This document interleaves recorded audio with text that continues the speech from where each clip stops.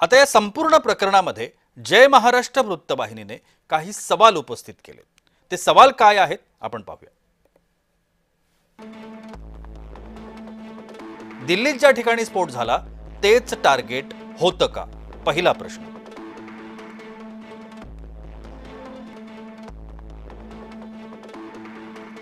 दुसरा प्रश्न, तपास यंत्रणांनी अनेक डॉक्टरांवर कारवाई केली, त्यातून उमर कसा सुटला?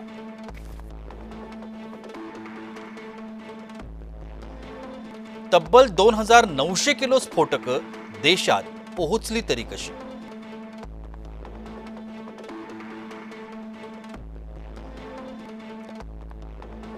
सगळी स्फोटकं एकाच ठिकाणी का साठवली गेली?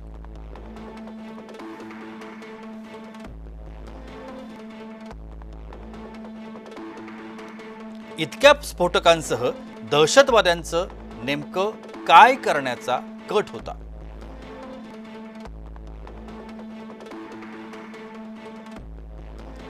चोवीस तासानंतरही स्फोटाबाबत अधिकृत माहिती का नाहीये?